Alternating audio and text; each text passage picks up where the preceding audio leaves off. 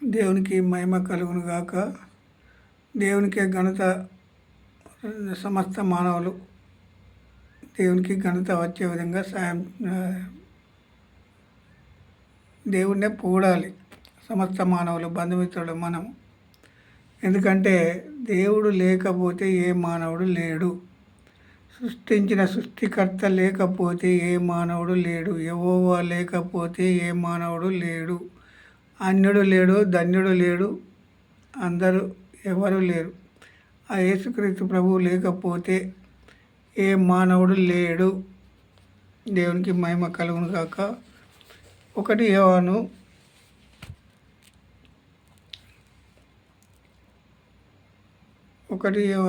1వ అధ్యాయము 5వ వచనం నుండి మనం చదువుదాం.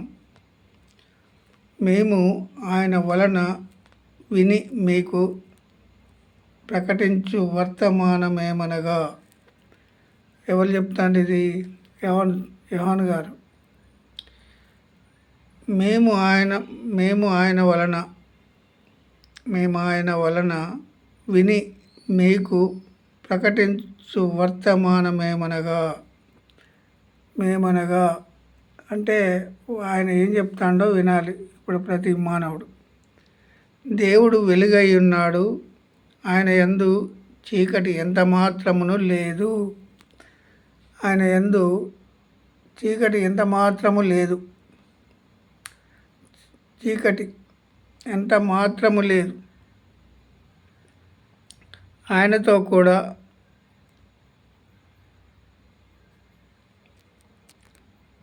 సావాసము గలవారమని చెప్పుకొని చీకటిలో నడిచిన ఎడల మనము అబద్ధమాడుచు సత్యమును జరిగింపకుందుము. ఈ మాటలు అర్థం కావాలి ప్రతి మానవునికి. మనం చీకట్లో ఉన్నాము. చీకట్లో ఉన్న మనలను ఏం చేసిండు దేవుడు? వెలుగై ఉన్నాడు. ఆ వెలుగులో నడిపించడానికి సమస్త మానవులను, బంధుమిత్రులను, మనలను నడిపించడానికి ఆయన ఈ లోకానికి వస్తే మనం ఆయనను తృణీకరిస్తాను.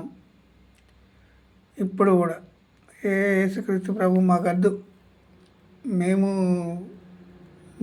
మేమేందో తెలుసా మీకు?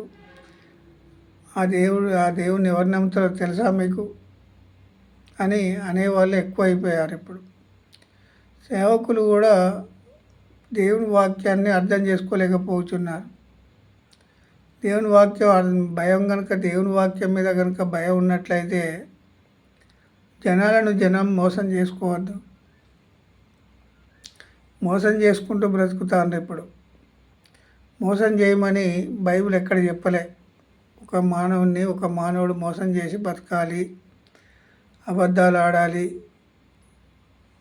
అబద్ధాలతో నీవు కోట్లు కూడా కొట్టుకోవాలి, అబద్ధాలతో నీవు డబ్బు సంపాదించాలి, అబద్ధాలతో మందిరాలు కట్టాలని ఎక్కడ లేదు బైబిల్లో. మరి ఎక్కడ లేనిది రెఫరెన్సులు లేవు. నన్ను దీవించిండు అని చెప్పుకునే సేవకులు అనేకులు వచ్చారు ఇప్పుడు 2 తెలుగు రాష్ట్రాలలో. వీళ్ళు చీకటిలోనే ఉన్నారు. చీకటిలో ఉండి ఏం చేస్తాడు? చీకటిలోనికే గుంచుతాను. కానీ ఈ సేవకులు, కార్పొరేట్ బోధకులు, పెద్ద బోధకులని వారికి వాక్యం అర్థం కాదు. అసలు వెలుగై ఉన్నాను అని అన్నాడు. ఎవరు వెలుగై ఉన్నారు? యేసుక్రీస్తు ప్రభు. ఆ వెలుగు స్వరూపులు మీరు ఉండాలని చెప్తే చీకటి సంబంధులుగా డబ్బు సంపాదించాలి, మేము పెద్ద పెద్ద మందిరాలు కట్టాలి, నన్ను దేవుడు దీవించాడు, ఈ లోక సంబంధంగా దీవిస్తానని చెప్పిండా? అందుకొరకు ప్రాణం పెట్టింది ఆయన. మనల్ని ఎందుకొరకు పిలిచాడు ఈ లోకానికి? ఎందుకొరకు పుట్టాము మనం? మనుషులను మోసం చేయడానికి పుట్టామా? మనుషులను అబద్ధాలు ఆడించి ఇప్పుడు అబద్ధాలతో సంఘాలు కట్టమని చెప్పాడా ఎక్కడన్నా? నేను నీతిమంతుని కనుక మీరు నీతిమంతులుగా ఉండాలని చెప్పిండు. నేను పరిశుద్ధుని కనుక మీరు పరిశుద్ధులుగా ఉండాలని చెప్పిండు. పరిశుద్ధులది పరలోక రాజ్యం. మరి అబద్ధాలతో మాట్లాడితే పెద్ద పెద్ద మందిరాలు మేము కడతాను, పెద్ద సేవకుడు చిన్న సేవకుడు అని బైబిల్లో ఎక్కడైనా రాసి ఉందా? మీరు మీ జ్ఞానులు అని. జ్ఞానం దేవుడు మోసం చేయమని ఎవరికి చెప్పలేదు. పరిశుద్ధాత్మ ఎవరిని మోసం చేయమని చెప్పదు. మోసం చేస్తూ జనులు ఎక్కువ వచ్చిన కాడ మోసం జరుగుతుంది. జనులు ఎంతమంది ఎక్కువ వస్తే అంత మోసం జరుగుతుంది. అక్కడ జనులు రాని కాడ ఎట్లా మోసం జరుగుతుంది? ఇక్కడ ఏమని చెప్పిండు? ఎంత మాత్రము నేను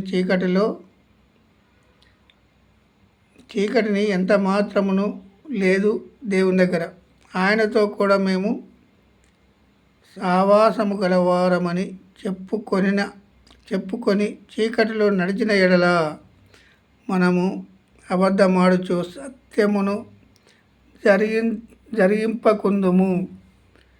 మనం చీకట్లో ఉండి ఆయనను అబద్ధీకుని, ఇప్పుడు మనం అబద్ధం ఆడుచు మనం అబద్ధాలు చెప్తూ బతుకుతూ ఇప్పుడు చీకట్లో ఉన్నాం.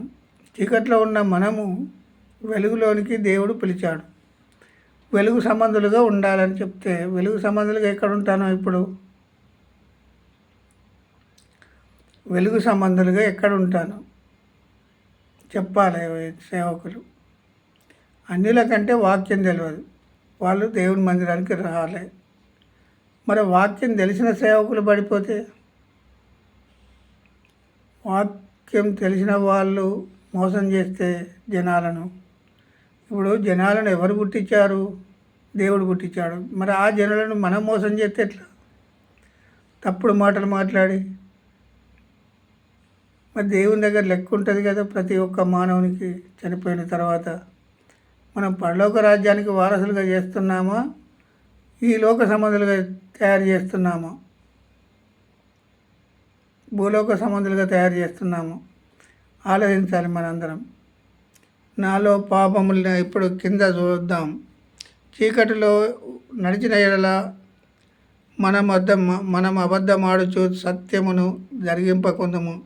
అయితే ఆయన వెలుగులోనున్న ప్రకారము మనమును వెలుగులో నడిచిన ఎడల మనము అన్యోన్య సావాసము గలవారమై ఉందము. అన్యోన్య సావాసము గలవారమై ఉందము అని అన్నాడు.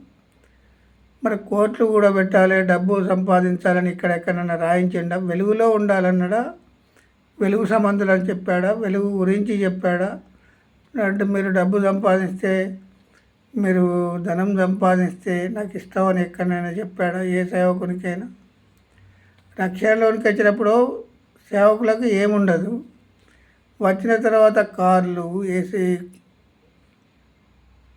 చర్చీలు, ఏసీ బిల్డింగులు, ఈ ఎక్కడి నుంచి వచ్చినాయి?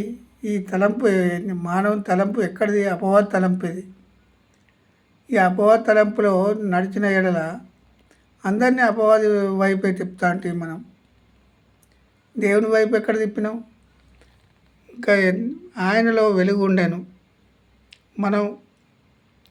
ఆయన వెలుగులోనున్న ప్రకారము మనమును వెలుగులో నడిచిన ఎడల మనము అన్యోన్య సావాసము గలవారమై ఉందము. అన్యోన్య సావాసము గలవారమై, వెలుగులో ఉంటే అన్యోన్య సావాసం గలవారమై ఉంటావట ఉందము. అప్పుడు ఆయన కుమారుడై యేసు రక్తము ప్రతి పాపము నుండి మనలను పవిత్రులుగా చేయును. ఆయన రక్తం గురించి మాట్లాడుతారు కొంతమంది. ఎక్కడ ఆయన రక్తం ఎక్కడున్నది? ఆయన రక్తంలో కడగబడతామా, మనం పాపాలు పోతాయా అని చెప్పే అబద్ధీకులు వచ్చారు. అన్యులకు వాక్యం తెలవక. తెలిసిన వాళ్ళే ఏం చేస్తాడు? ఆయనను అబద్ధీకునిగా తయారు చేస్తాడు. ఆయన సత్యవంతుడు, ఆయనే నీతిమంతుడు, ఆయనే పరిశుద్ధుడు. ఆ పరిశుద్ధుని ఏం చేస్తాడు? ఇప్పుడు ఉన్న సేవకులు వాక్యం తెలిసిన వాడే అబద్ధీకునిగా తయారు చేస్తాడు. అయితే మనము పాపం లేని వారమని చెప్పుకున్న ఎడల మనలను మనమే మోసపుచ్చుకొనుచున్నాము. మనలను మనమే మోసపుచ్చుకొనుచున్నాము.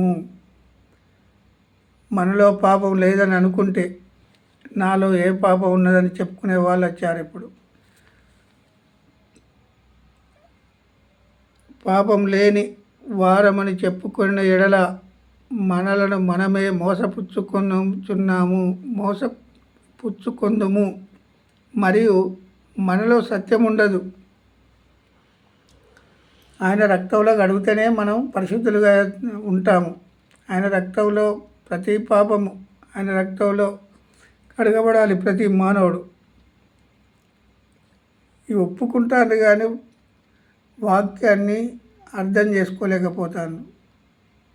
ఈ ఒప్పుకొని కోట్లు కూడా ఓపెట్టుకొని ఎక్కడ బైబిల్లో ఎక్కడ లేదు.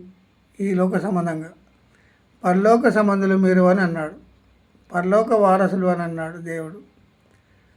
పరలోకానికి వారసులు అంటే ఇక్కడ వీళ్ళేం చేస్తాను, జనం మోసపుచ్చుకుంటూ పెద్ద పెద్ద మందిరాలు కడుతూ నేను పెద్ద సేవకుని, మరి చిన్న సేవకులు, చిన్న పెద్ద అనేది ఏది లేదు, తారతమ్యం. రక్షణ అందరికీ సమానత్వం. రక్షణ అందరికీ సమానత్వం. దేవుడు సమానం ఇచ్చాడు. ఈరోజు రక్షింపబడ్డ వ్యక్తి కూడా సమానత్వం.